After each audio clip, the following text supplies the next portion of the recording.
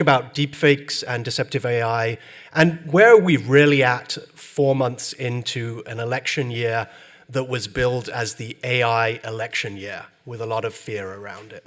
So for context, my name's Sam Gregory. I lead a human rights network called Witness that supports journalists and human rights defenders who use video and technology. And what I'm going to try and cover today are 4 areas. Very briefly, just remind people of what we can do with synthetic media.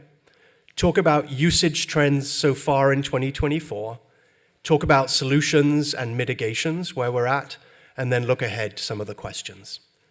For context on Witness, we've been working on this issue for many years, but particularly on deepfakes and generative AI since 2018, really trying to think, how do you ground a perspective on this in a really truly global frontline position.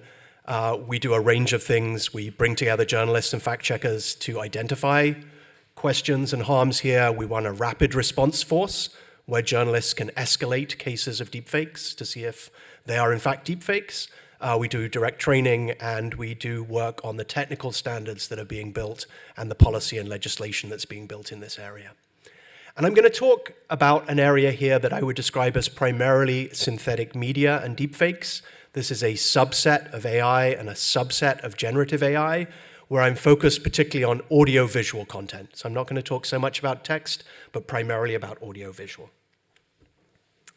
And there are a whole host of ways we are seeing audio-visual technologies being used to create realistic-looking content. And I wanted just to flash these up on the screen just to remind people of the diversity of ways these technologies are being developed. You know, to take text and turn it into audio, to take audio and convert it to an image, to take video and turn it to video increasingly, a whole host of ways in which people are deploying synthetic media technologies or developing them. And broadly, we can think about them within these key shifts that are taking place right now in the landscape. So the big shifts that we're seeing and we're experiencing, right, are that the ways to create realistic-looking content that is not captured in the real world are being commercialized. They're being commoditized. What I mean by that is you can find them in pretty much any tool you use, from Microsoft to Google to Adobe, and they're accessible. They're easy to use, particularly for image and audio. You can make a huge amount of them pretty easily, and you can create variation pretty easily, especially with images and audio. You can increasingly personalize them, and of course, the flip side of that, impersonate. And they have what's known as multimodality. That's what I was describing in the previous slide of you can go from text to video or image to video. You can go between media formats as you create it. So back to the AI election year. So we have national elections impacting about half the world. We've had a number of key elections happening in the first 4 months of the year. So what have we been seeing? Where are we now? The first thing I'd say is, and I've sat through a number of hype cycles around deepfakes. We've worried about deepfakes in our elections in every year since 2018. 2018, 2019, 2020, 21, 22, 23, you get the drift, and in multiple geographies. So we need to ask ourselves what's actually happening now, and how do we understand that versus leaning into the hype cycle. So what's actually happening now, and how is it building on the existing trends? So the first thing to remind ourselves of is that most deception that's audiovisual is not deepfakes. It's shallow fakes. It's someone miscontextualizing an image, editing a video, putting the wrong caption on it. And that is still true even with all the hype around deepfakes. But we are seeing manipulated media and claims, plausible claims that something is AI when it's real, right? There's two sides to this. You can make fake reality and you can claim reality is fake. Those are the two things that we're seeing: to attack, to communicate, to deceive, to deny, to humanize, to resurrect, and to ridicule. So let me give you some examples of those. And I want to be clear, I'm drawing on Witness's work, but I'm also drawing on the community of fact checkers and journalists globally who are tracking this. And I'll just name a few who I'm drawing on particularly here, but there are many working on this. Boom, Al Jazeera, BBC Verify, and rest of world. So the first is AI content to communicate. This is value neutral, right? This is not deception. Some examples that we've seen of that in the first 4 months of this year is a widespread use in India to create avatars of political candidates, to communicate, of AI-based translation live to go between languages, and of course of Imran Khan giving an AI-generated speech from jail. So he wrote the script or had worked with his party colleagues to write the script, and they used an AI voice clone to broadcast it because he couldn't speak after the election. We're seeing it used to overtly campaign, often with kind of meme content. So the Argentina election was at the end of last year, but it's a good example as well. And it's a bit arbitrary to say 2024 Jan 1 is when we start to care, right? But using these kind of meme generation with AI, very critical usage. Example on the right is a more contemporary one of Indian politicians appearing in settings they never appeared in that sort of humanize and connect them to their publics. And as we know, politics is about creating perception, and AI tools are being used for that. And again, I'm going to use a term that I heard about a week ago called soft fakes, which is the idea of using AI to kind of humanize politicians, right? So in India, people create audio of Prime Minister Modi singing, right? It's a kind of a lot of it. In Indonesia, we had the kind of cuddly avatars of the presidential and vice presidential candidates. Resurrection deepfakes are a slightly different category, but we're seeing that in multiple locations. This is former President Suharto, who is dead, campaigning for the Golkar party in Indonesia. And we're seeing it to shape frames. And I'll point to the example on the right, which is quite a complicated example, and you've probably seen it, right? It's these AI-generated images of former President Trump appearing with black voters or black publics in the US. And it's interesting, both of these have been labeled as fake by fact checkers.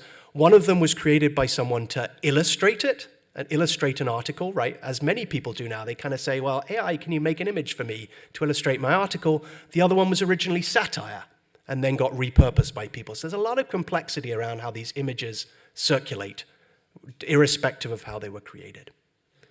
And of course, there's very direct satirical content. This is something Witness has worked on for many years, is these gray lines around AI satire, right? So on the left, you've got Premier Xi Jinping apparently wishing goodwill to the Taiwanese elections. Don't think that's what he was thinking. And on the right, you have the flip side of that. It really depends who's making the satire. We've had a case, for example, in India, where someone using AI to satirize a regional politician got prosecuted, right? So satire is dangerous, but it's also being attacked when it's used in AI. Moving to deception. We've seen a number of patterns happening over the past 4 months. One is politicians saying they're withdrawing from an election, supporting an alternative candidate, boycotting. Here you have examples from Bangladesh and from Pakistan. What's notable in the Pakistan example is, of course, he rebutted it straight away and said, that's not me saying that, which you can do if you have a public voice. If you're not so public, that's harder to rebut a video that comes out showing something you never said. And then AI content, right? Audio content, right? And so I think this is the place that a lot of people have really been seeing it this year, and it reflects the way in which audio has improved so dramatically, is it is trivially easy to create fake audio. Examples from last year in, say, the UK and the US political contexts and the Taiwanese context, right? So we're seeing a lot of this. It's so easy to do. And as I'll come to in a moment, it's hard to detect. AI audio is still a challenging area for detection. And then I want to really emphasize that, unfortunately, in line with what has been the biggest actual deepfake problem for the last 6 years, we are seeing more and more usage, of course, unfortunately, of apps and tools that nudify women particularly and create non-consensual sexual images. They're used against public figures and they are used against private individuals. So that is a political trend, but it is also a trend that affects every dimension of public life at the moment, down to young women and teenagers. Often we think about mis and disinformation, particularly in the context of influence operations. Of course, we're seeing that in this context, right? So there's an example on the left from BBC Verify looking at the Danilov case, where after the bombing in Moscow, you had claims that the Ukrainians were behind it using a voice clone imposed on a pre-existing interview of Danilov, a Ukrainian political figure. And on the right, a recent one involving a journalist being faked in order to claim Macron was afraid of going to Ukraine. And we see that a lot, obviously, the use of kind of the news frame to do something. And this is a really interesting case study from just recently from Microsoft looking at the usage in Taiwan that brings it all together, right? Meme images being used and shared, fake audio, fake news avatars, right? So they're starting to come together and be used together. Now, you may be thinking, and I'm not sure, right? Is this really all that much to worry about relative to everything else? Because I'm giving you some isolated examples within a broader context. And, I want to both simultaneously say, yes, there's a lot to worry about here, and also respond to the question of how much is this yet, right? Before we come to a conclusion on that, and you should make your own conclusions, what I would also say is we're seeing a lot of people using the existence of AI to plausibly deny and plausibly believe content, right? So the sort of pernicious effect of being able to say, hey, AI is this gray area, I have no idea what to do about it. That real content was faked, and prove it's real, right? And I love this quote from an Indian politician who was in a case we had with the Deepfakes Rapid Response Force last year, where he said, you can fake anything, haven't you heard that video with the Drake and The Weeknd? So he turned to popular culture and the presence of AI to say, hey, all bets are off with discerning true from fake. So maybe what I want to say in terms of what we've seen so far in the first 4 months of this year is keep calm, the sky is not falling yet. Right? And so this is not a call to say, let's not be worried. It's a call to say, what are we doing now to deal with the escalation trend on this? So I want to talk about the public-facing solutions that are happening in the first 4 months of this year. So we've got the problem, what's happening on the solution side. I'm going to focus mainly on technical solutions and literacies. There are public policy approaches as well, but in 20 minutes, it's pretty hard to cover everything. And I'm going to talk about detection, media transparency, and media literacy. So first, detection. And I was in the last moments of the last presentation, and we are experiencing the reality of detection in the real world through our Deepfakes Rapid Response Force, where you get these cases in the wild from journalists, primarily global majority world journalists, who are dealing with something that starts circulating on Twitter, something they get sent where someone is either claiming it's AI or they believe it to be AI. And what we're seeing is that there is a huge gap, and it is a twofold gap. There is a technical gap, which is the technical gap about these tools don't work very well. They don't work very well in the wild. They don't work very well on non-majority languages. They don't work very well on accents. They don't, and haven't until recently, worked so well on audio. They don't work well if you don't know the method that was used. And they're also not available to the people who need them most. That is the equity gap. They're available to the New York Times. They're available to the Washington Post. They're available to the major entities. They are not available to community media globally, and they need to be available. They need to be useful. They need to be next to skills if we're going to deal with this curve going upwards on this. Right? We're at the start of the acceleration, not the end of the acceleration. And we need them to be available because we know, and this is true of all work around attacking rumors, is the information spreads quickly, and then you're trying to debunk or challenge an established fact that happens. And we've seen that around AI cases, particularly the audio cases over the last little while. So we need to ensure access to detection tools, and we need to do that promptly. So media literacy. So can and should we teach people to spot deepfakes? Do we look for the glitches? Do we look at the hair? Do we look at the background? Do we look at the things? Stop taking photos, because I'm going to say no. Don't do it.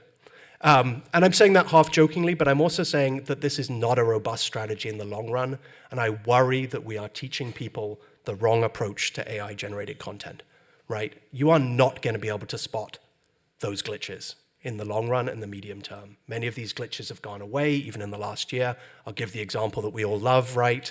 AI hands. I love this graphic, right? Those are not real people. But we also know that AI hands were getting better even last year, right? So generally hands look kind of normal these days. Deepfakes don't blink was another truism from a couple of years ago. We now see that used against us, right? This is a conspiracy example from the US around President Biden, where the clue that people kept picking up on was he's not blinking enough. He has to be a deepfake. It's like, no, he's just not blinking because he's staring at the camera. He doesn't feel well, right? So those are very different things. Now, the second thing here is, and this is very problematic, is the online detectors don't work. Online detectors, if you Google something, try and find an online detector, the odds are it's not going to give you a reliable result. So please Don't teach people to spot those glitches. For the moment, don't point people to online detectors. We need to think much more grounded in media literacy and hopefully in a set of technical signals that will emerge. So next thing, media transparency.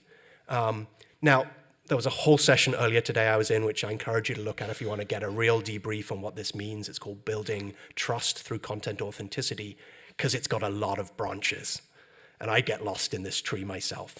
But essentially at the heart of it is this idea of being able to understand how a piece of media was made, including with AI and human, what was the recipe, in some sense, of how AI contributed to creating what we're consuming. And one part of it is often about direct labeling, right? And this is the piece we're familiar with. And a lot of companies have rolled this out in the last months, right? Using made with AI labels. YouTube just said, if you use AI deceptively on YouTube, please put it out there. Most other companies have done the same. The big companies have committed to it with something called the Tech Accord from Munich. But the problem is we all know that we ignore those labels most of the time, and they're not sufficient for the complexity of how AI is used, right? It's a binary yes, no, AI or not. So the emerging area is this area of what's called indirect disclosure. Indirect disclosure is this idea that you have machine-readable signals that give you more information to understand how AI was used and how it was combined with a human. And there's lots of different methods, and I'm not going to talk through watermarking, fingerprinting, metadata here, except to say there's a real opportunity in this, but we have to be really attentive to how it's built out. Thank you. And so there's been an explosion of effort in this area. So I've showed you what happened in the actual usages of synthetic media. In the first 4 months of this year, a number of companies have joined, for example, a technical standard called the C2PA, the Coalition for Content Provenance and Authenticity. Companies like Google have leaned in. So we're seeing a lot of the technical side of this starting to come into play. How, when you took a photo, create a piece of audio, shoot a video, will we be able to understand how you used AI in that production process? And I think the key questions we need to ask now, and this is a question for us as journalists and human rights defenders and an engaged public, is how do we create these systems in a way that makes sure they're accessible, they're available to the right people, the publics globally, they protect privacy, and they avoid unintended consequences. So I'll name a couple of the things that are playing out there so you understand the questions at play. So first thing to say is we need to be really careful as these systems are built that they don't link identity to trust in your media, right? I shouldn't have to say I'm Sam in order for me to be able to share a piece of media where I created it with AI or filmed it on my camera. Just transpose that circumstance to your own circumstance of creating media, right? That we wouldn't expect you to attach your name to every piece of media or photo you shoot as a requirement. We need to make sure that's not part of how we think about AI-generated media. And then there are some challenges that are happening around this that we need to watch, right? You know, how do we make sure that we know how the data is stored and how it's accessible? How do we make sure that someone in Myanmar or someone in a rural community in Spain or the US has access to these tools so they don't face a barrier that says, hey, if you don't use these tools, we won't trust you because we don't believe anything in this AI era. So we've got to have that concern for how these tools are accessible. And we have to watch out for governments who might want to say, hey, here's a tool to help me understand how people create media. Use that to track journalists or to demand journalistic identity or to repress press freedoms in the way we've seen fake news laws. So I'm stepping us up to a bigger policy level to say, even as we start to think about what it is to take a photo or use an image generated with AI, we need to think about the decisions that are being made about us that are going to set the terms for the next 10 years where there'll be way more synthetic media, way more deepfakes. And just to take us back to the media literacy, we know that, as I said earlier, we're not going to be able to rely on these glitches. So one thing we need to lean into is how can these signals, say those disclosure signals that say this was made with AI or this was edited in this way, how can they help media literacy, be a complement to it, so that you can make good decisions about what you're watching, whether it's trying to deceive you, amuse you, get you angry, before you make a decision whether to share it to your social media feed. And all of this depends on having a pipeline of responsibility. And again, I'm taking us up to the technical layer.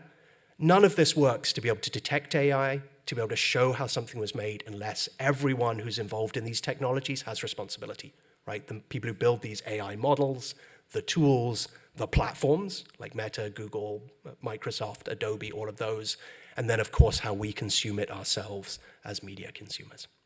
So let me finish up and just give you a hint at what comes next so you can start to make your own assumptions about where we might be going. So a few things are coming on the technical front that it's worth understanding. So it's getting easier and easier to create realistic content and to tailor it. So if you see something you don't like in that image or video you made, you can tailor it. You can take it out. You can adjust a particular part of an AI-generated image, right? So it's not just give a blunt order and then you get an image and you're like, oh, it doesn't look what I wanted, right? You can get a lot of control increasingly. Video is getting better. If you think it's worrying how audio is improved, or maybe love it, right? Both emotions are okay, right? Then video is getting better. It's harder. It's a lot harder on the physics side to represent real events with physics as opposed to audio, but it's there. And we're looking towards, and I think this is something we really need to grapple with, like personalized content, not just personalized feeds. What I mean by that is it gets easier to say, I'm just going to make a video for you or audio for you based on what you want, right? We start to become, we're not broadcasting this generative content, we're receiving it because we requested stuff that is specific to us. And we have big questions that we will need to ask at the end of this year. And I'm referencing some of the academic work in here from Simon and his other co-colleagues and Sanderson and their co-colleagues and Goldstein, which is, what do we actually know about the increased volume of AI content? What is its impact? What do we actually know about increased range of people who can use this? What do we actually know about the increased persuasiveness of AI-generated content and how it impacts us? What do we know about the increased personalization, right? We don't have good answers to these. We keep saying AI is going to cause all these things, but we don't have a research basis to know it. And finally, how do we understand this ability to undermine our trust in almost any piece of content? How does that actually impact us? We just don't have the empirical research in depth to understand that. So heading into these last 8 months of 2024, here's some critical steps to prepare and act. Preparation is not just sitting on your backside, and not to panic. So we need to research better in this area. We need to ensure access to detection skills and tools for those who need it most. We need to invest in the capacity of journalists and civil society to report despite attacks on their trust and the confidence in their material. We need to build this infrastructure for media transparency done right, respecting privacy, freedom of expression, global accessibility. We need to legislate around that, grounded in data privacy, human rights, and transparency, and with that pipeline responsibility. So we should all be invested in these if we worry about 2025, 2026, 2027. So I think we have time for maybe 3 or 4 minutes of questions if we're lucky. So thank you.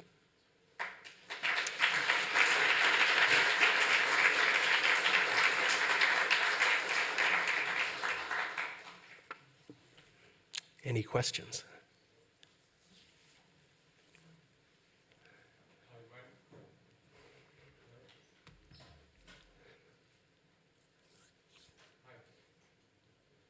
Test. Hi, my name is Jan Jagers from Belgium. I'm a journalist and fact checker. And I wanted to pitch an idea and get your thoughts on that. What would you think of organizing this kind of workshop where we skin in the producers of those audio fakes and deep fakes so that journalists can really learn how easy or difficult it is to do so? Yeah, I think it's very valuable to practically try both sides of this process.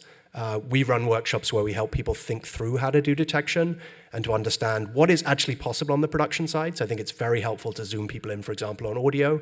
Less helpful to zoom them in on like complex video because it's not a threat at the moment. Yeah.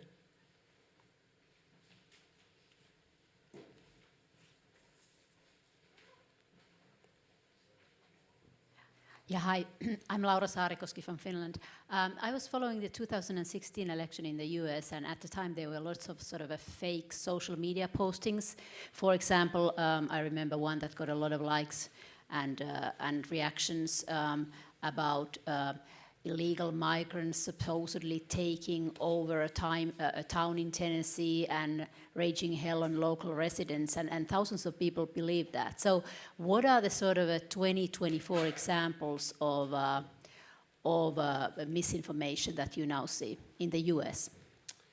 So I don't track the US as closely because I think there's a lot of folks working on that. Within that Microsoft threat report, they also noted some similar patterns related to Chinese intervention. So what you're seeing there is meme generation, what we've seen in some other contexts is a slightly better generation of comments and kind of not personalized, but like better kind of copy pasta type work, right? So that's there. You know, I think one of the things, and of course this is like the conspiracy theory version of AI, which I don't lean into, which is like, we don't see it. The most sophisticated, deceptive, synthetic media is succeeding because we're not seeing it. I don't totally buy that theory, but you are seeing an evolution of the 2016 tactics. So I'm not going to speak to the US specifically, but broadly, you know, better mimetic generation, better ability to do copy pasta.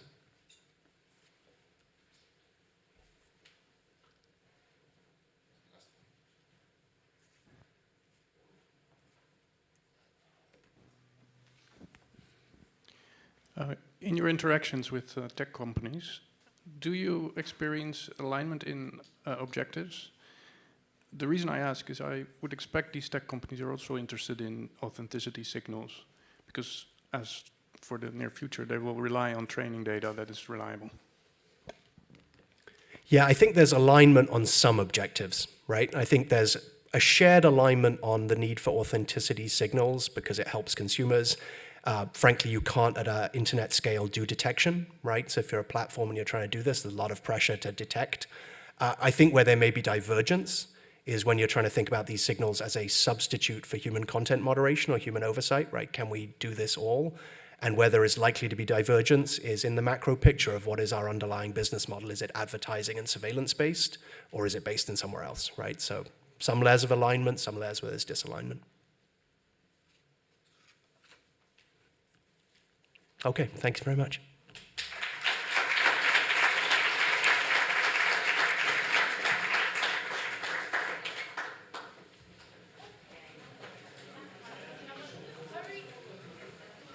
I will come outside. I have to ask you to leave the room. You will be outside. Okay?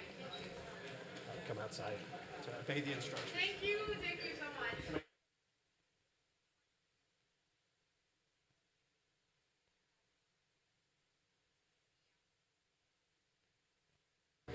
Please leave the room. The speaker will be outside.